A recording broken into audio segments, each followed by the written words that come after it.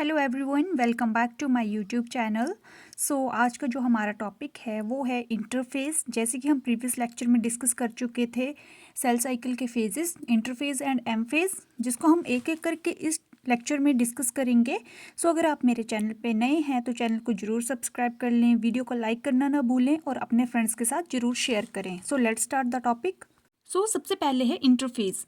It is the long non dividing phase.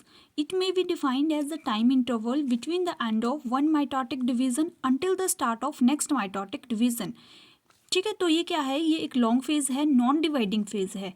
और ये मतलब हम इसको ऐसे डिफाइन कर सकते हैं कि ये एक ऐसा टाइम इंटरवल है कब से कब तक का, जब एक माइटोटिक डिवीजन का एंड होता है और नेक्स्ट माइटोटिक डिवीजन स्टार्ट होती है। तो इन दोनों के बीच का जो टाइम इंटरवल है इसी को हम इंटरफेज बोल सकते हैं। ठीक है, तो क्या होता है कि एक माइटोटिक डिवीजन के एंड से लेकर दूसरे माइटोटिक डिवीजन के स्टार्टिंग तक का जो टाइम होता है उसी को हम इंटरफेज बोलते हैं। In the interphase, the cell prepare themselves for the next division. It is the most active stage of the cell cycle. तो इंटरफेज में क्या है कि सेल क्या करता है? ठीक है, मेन बात है कि सेल क्या करता है इंटरफेज में। सेल क्या करता है? खुद को नेक्स्ट डिवीजन के लिए प्रिपेयर करता है। ये जो है वो एक रेस्टिंग स्टेज है, सेल इसमें रेस्ट करता है और क्या करता है? खुद को नेक्स्ट डिवीज़न के लिए प्रिपेयर करता है। और हम बोल सकते हैं कि ये जो है वो सेल साइकिल की एक बहुत ही एक्टिव स्टेज होती है। The metabolism of the cell increases. तो इस स्टेज में क्या होता है? सेल के मेटाबॉलिज्म भी इंक्रीज करती है। A series of changes occur during the interphase but these changes are not visible under the microscope. अब क्या होता है इस फेज में कि सेल में बहुत सारी चेंजेस आती हैं, बट क्या होता है कि अगर हम उन चेंजेस को माइक्रोस्कोप के अंडर देखें तो हमें नहीं दिखाई देती हैं, not visible under the microscope. Some scientist terms it resting stage. इसलिए कुछ साइंटिस्ट जो हैं इसको रेस्टिंग स्टेज बोलते हैं। और क्यों बोलते हैं रेस्टिंग स्टेज? क्योंकि सेल जो मतलब देखो, सेल जो होता है इसमें रेस्ट नहीं करता है। सेल जो है वो खुद को नेक्स्ट डिवीजन के लिए प्रिपेयर करता है, बट ये डिवीजन्स जो हैं, ये चेंजेस जो हैं वो हम माइक्रोस्कोप के अंदर नहीं देख सकते हैं। इसीलिए इसको कुछ साइंटिस्ट्स ने क्या बोला है कि ये जो है एक रेस्टिंग स्टेज है। आई होप सो आपको इंटरफेस लग गया होगा पता कि क्या होता है। ये एक लॉन्ग फेज होता है, नॉन डिवाइडिंग फेज होता है। और ये कहाँ से कहाँ तक का टाइम होता है? ये एक माइटोटिक डिवीज़न के एंड से लेकर नेक्स्ट माइटोटिक डिवीज़न के स्टार्टिंग तक का जो टाइम होता है उसी को हम इंटरफेज बोलते हैं। ये एक रेस्टिंग स्टेज होती है, लेकिन वास्तव में सेल क्या करता है? मतलब वो रेस्ट नहीं करता है, सेल रेस्ट नहीं करता है, वो खुद को प्रिपेयर करता है नेक्स्ट डिवीज़न के लिए। लेकिन इसमें जो भी चेंजेस आती हैं वो माइक्रोस्कोप के अंडर नहीं दिखाई देती, इसलिए इसको कुछ साइंटिस्ट क्या बोलते हैं? ये जो है वो एक रेस्टिंग स्टेज है। इंटरफेज के बाद है G naught phase. G naught phase को हम क्यूसेंट फेज भी बोलते हैं। The resting condition during cell cycle is called G naught phase. Cell cycle के दौरान जो रेस्टिंग कंडीशन आती है सेल की, उसी को हम जी नॉट फेज बोलते हैं। It is the phase where cell do not divide further and they exit G1 phase and enters into an inactive stage. ये एक ऐसी फेज़ है जहाँ पे सेल जो है वो फर्दर डिवाइड नहीं करता है और G1 फेज़ को वो एग्जिट कर देता है, छोड़ देता है। और कहाँ एंटर करता है? इनएक्टिव स्टेज में। Howard and Paley classified interphase into 3 stages or phases on the basis of synthetic activity. Synthetic activity के बेसिस पर होवर्ड और पैलेक ने क्या किया था? इंटरफेज को 3 स्टेजेस में क्लासीफाई किया था। तो ये 3 फेजेस कौन कौन सी हैं? फर्स्ट है G1 phase, after that synthetic phase and then G2 phase, जिसको हम 1 बाय 1 करके डिस्कस करेंगे। सबसे पहले है G1 फेज। इस फेज में क्या होता है? In this stage the cell become metabolically active and grow on. इस स्टेज में सेल जो है वो मेटाबॉलिकली एक्टिव होता है और ग्रो करता है। In this stage initiation of DNA replication occur कर। इस स्टेज में क्या होता है? डीएनए की रेप्लिकेशन स्टार्ट होती है। ये बहुत ही लॉन्गेस्ट फेज होता है सेल साइकिल का और इसकी टाइमिंग जो है वो 12 आवर्स होती है। जीवन फेज में कुछ चेक पॉइंट्स भी होते हैं जिसको हम जीवन साइक्लिन या सी जीवन भी बोल सकते हैं, और ये कहाँ पाए जाते हैं, जीवन और एस फेज के बीच में। ठीक है, तो जीवन फेज क्या होता है, इसमें सेल जो है वो मेटाबॉलिकली एक्टिव होता है, ग्रो करता है, और इसमें जो है डीएनए की रेप्लिकेशन स्टार्ट होती है। ये एक लॉन्गेस्ट फेज होता है सेल साइकिल का, 12 आवर्स का, और इसमें कुछ चेक पॉइंट्स भी होते हैं जिसको हम जीवन साइक्लिन या फिर सी जीवन भी बोल सकते हैं, जो कहाँ लाइक करते हैं, बिटवीन जीवन एंड एस फेज। सो इसके बाद है एस फेज, या फिर जिसको हम सिंथेटिक फेज भी बोल सकते हैं। ये जो छोटे छोटे टॉपिक्स हैं इसमें से आपको 1 मार्क्स के एज एन एमसीक्यूज भी पूछ सकते हैं कि जीवन और एस फेज के बीच में कौन सा चेक पॉइंट होता है, तो आपको उसमें ऑप्शन करके दे सकते हैं वो ये। सो इसको ध्यान से ही देखें। सो एस फेज की अगर बात करें, जीवन phase is followed by S phase. जीवन फेज जो है वो एस फेज फॉलोड करता है। इस फेज में क्या होता है कि न्यूक्लियर डीएनए की रेप्लिकेशन होती है और हिस्टोन प्रोटीन की सिंथेसिस होती है। जब न्यूक्लियर डीएनए की रेप्लिकेशन होगी और हिस्टोन प्रोटीन की सिंथेसिस होगी, तब क्या होगा कि डीएनए का अमाउंट जो है वो डबल हो जाएगा। During this phase DNA polymerase enzyme which is responsible for replication become active. So क्या होता है कि डीएनए पॉलीमरेज एंजाइम इसमें हेल्पफुल होता है, रिस्पॉन्सिबल होता है रेप्लिकेशन के लिए, तो वो क्या होता है, वो एक्टिव हो जाता है। A cell would proceed division without any interruption when it was entered in self S phase. So cell क्या होता है, वो डिवीजन करेगा, माइटोसिस करेगा विदाउट एनी इंटरप्शन, उसमें कोई भी इंटरप्शंस नहीं आएगी, कोई भी बाधा नहीं आएगी जब वो एस फेज में एंटर करेगा। Replication of the cytoplasmic DNA और extra cellular DNA also occur in S phases. So cytoplasmic DNA और एक्स्ट्रा सेलुलर डीएनए, जिस फॉर एग्जांपल प्लाज्मिड, ठीक है, जब इसके तो इसमें क्या होगा, रेप्लिकेशन होगी, ये भी एस फेज में पाई जाती है। एस फेज में क्या होता है, साइटोप्लाज्मिक डीएनए और एक्स्ट्रा सेलुलर डीएनए की भी रेप्लिकेशन होगी। During this phase structure of chromatids of following changes. So chromatids में भी कुछ चेंजेस आती हैं before S phase. S phase से पहले क्या होगा, एक क्रोमैटिड एक डीएनए होगा, लेकिन एस फेज के बाद क्या होगा, 2 क्रोमैटिड होंगे और 2 डीएनए होंगे। तो ये आप इसमें चेंजेस देख सकते हैं। सो time taken for this phase, तो इस फेज के लिए कितना टाइम लगता है, 30 to 50% of the total sale cycle. जो सेल साइकिल का टोटल टाइमिंग होता है उससे 30 to 50% जो है वो एस फेज में टाइमिंग होती है। ठीक है, तो क्या होता है एस फेज में जो है वो न्यूक्लियर डीएनए की रेप्लिकेशन होगी, हिस्टोन प्रोटीन की सिंथेसिस होगी। जब न्यूक्लियर डीएनए की रेप्लिकेशन होगी और हिस्टोन प्रोटीन की सिंथेसिस होगी, जब तो क्या होगा कि डीएनए का अमाउंट भी डबल हो जाएगा।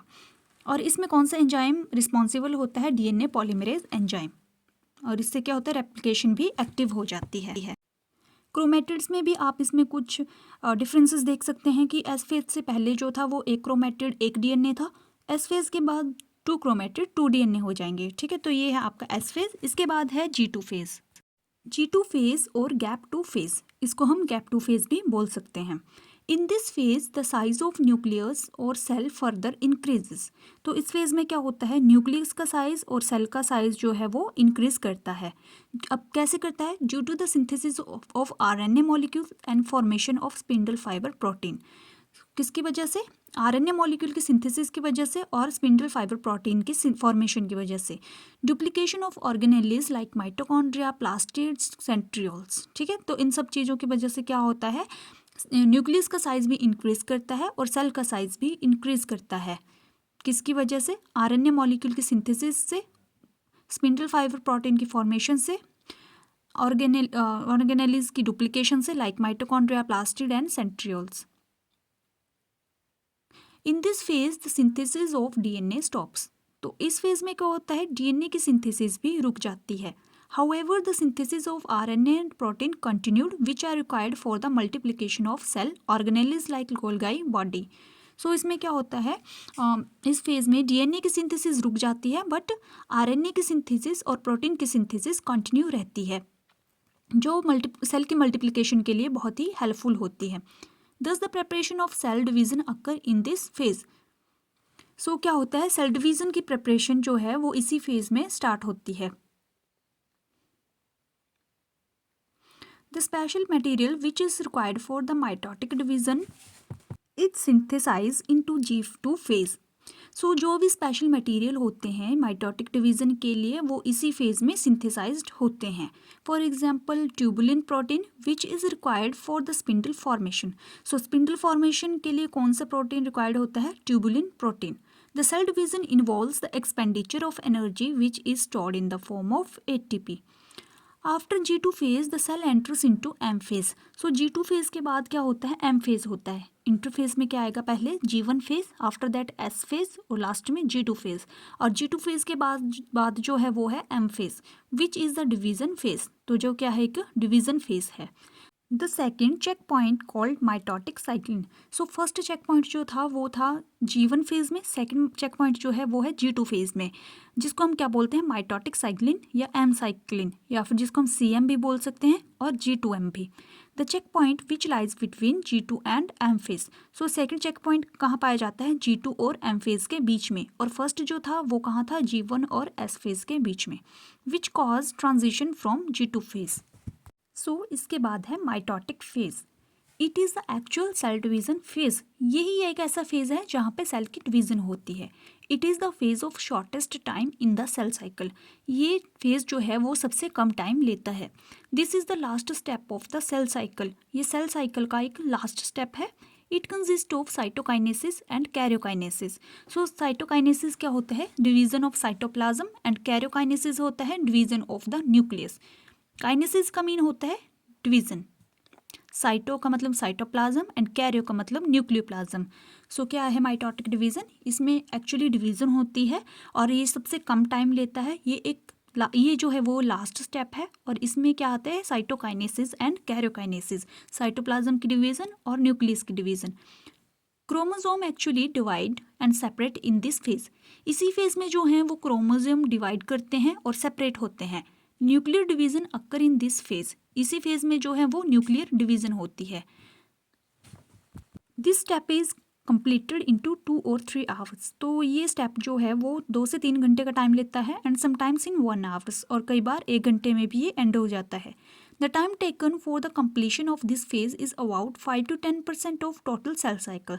सो टोटल सेल साइकिल की जो टाइमिंग है ये उसमें से सिर्फ 5 से 10% का टाइम ही लेता है। Hence it is the shortest phase of cell cycle. इसलिए ये क्या है? एक सेल साइकिल का बहुत ही शॉर्टेस्ट फेज है। सो क्या होता है? माइटोटिक फेज में सेल की डिवीज़न होती है, साइटोप्लाज्म की भी डिवीज़न होती है और न्यूक्लियस की डिवीज़न होती है, और इसमें टाइमिंग जो है वो 5 to 10% होती है। सो आप देख सकते हैं इंटरफेज और माइटोटिक फेज को। इंटरफेज के अंदर क्या है? G1 फेज है, S फेज है और G2 फेज है, और माइटोटिक फेज है लास्ट का। तो इंटरफेज जो है वो लॉन्ग रेस्टिंग फेज है, और जो माइटोटिक फेज है वो एक शॉर्ट फेज है। सो इन दोनों फेजों को मिलाकर क्या बनती है? एक पूरी सेल साइकिल बनती है। The correct sequence of different phases of cell cycle is. So correct sequence जो है इस पूरी साइकिल का वो क्या होगा? G1, उसके बाद S, and after that G2, and last में M। ठीक है, तो इसी तरह ये पूरी फेज चलेगा सेल साइकिल का, G1, S, G2 and M। The time taken by these different stages of cell cycle is varies in different organisms and different tissues of same organism. तो टाइम जो है वो सेल साइकिल का अलग अलग organism में अलग अलग हो सकता है।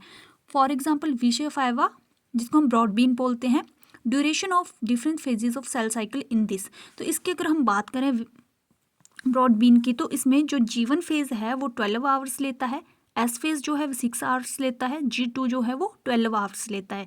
तो G1, S और G2 ये तीनों जो हैं वो इंटरफेज के अंदर आ गए, तो ये टोटल जो लेंगे वो है 30 आवर्स, एंड माइटोटिक जो है वो लेता है 1 hours.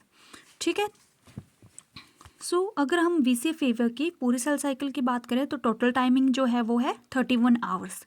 A typical cell cycle including interphase which is last for 20 to 24 hours. जो टिपिकल सेल साइकिल है इसके अंदर वो इंटरफेज की वो टोटल टाइमिंग जो ले रही है वो है 20 to 24 hours. Cell cycle depends upon several external and internal factors. So cell cycle जो है कुछ एक्सटर्नल फैक्टर्स के ऊपर भी डिपेंड करती है, कुछ इंटरनल फैक्टर्स के ऊपर भी डिपेंड करती है। तो इनमें क्या क्या आएंगे? Temperature, light, carbohydrates, minerals and phyto hormones.